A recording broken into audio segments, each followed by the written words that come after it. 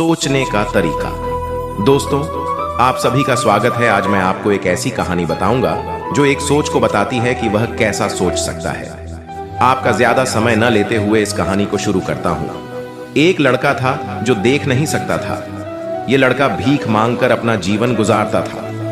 एक दिन ये अंधा लड़का हर रोज की तरह एक बड़ी सी बिल्डिंग के आगे बैठकर भीख मांग रहा था। उसी समय वहां से एक अनमोल नाम का लड़का गुजरता है और इस अंधे लड़के को भीख मांगता हुआ देखता है।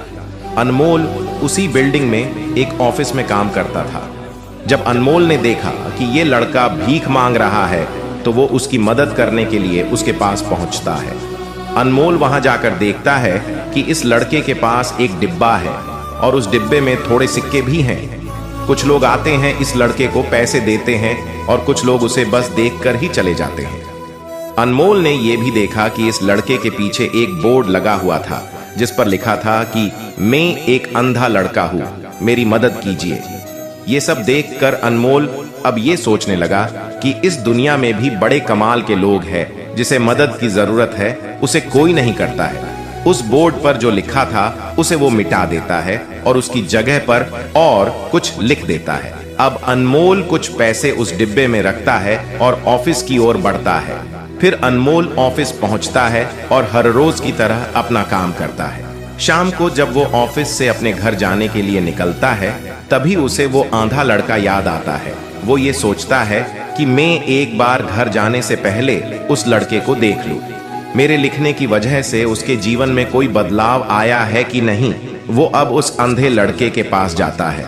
उसके पहुंचते ही वो लड़का खड़ा हो जाता है।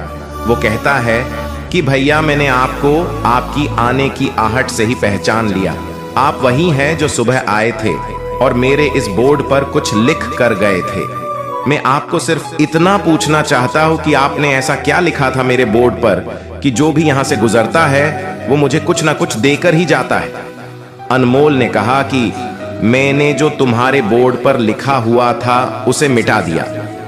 तुम्हारे बोर्ड पर लिखा हुआ था कि मैं एक अंधा लड़का हूं, मेरी मदद कीजिए। मैंने उसको मिटा दिया और ये लिख दिया कि आज का दिन बहुत खूबसूरत है, लेकिन मैं देख नहीं सकता हूं। हम ये बड़ी आसानी से समझ सकते हैं कि पहले जो लिखा था और बाद में अनमोल ने जो लिखा उसमें काफी अंतर था। अनमोल ने जो कुछ भी लिखा था वो एक नई सोच थी और ये लाइन पढ़ने वालों में भी पॉजिटिविटी फैला रही थी। इसलिए लोग इस लड़के को कुछ न कुछ जरूर देकर ही जाते थे। अगर हम हमारे सोचने का तरीका बदल देते हैं तो हमारी जिंदगी भी बदल जाती है। अगर आपको हमारी स्टोरी अच्छी लगी हो तो अपने दोस्तों के साथ भी शेयर कीजिए और कमेंट में जरूर बताइए कि कैसी लगी हमारी स्टोरी। धन्यवाद।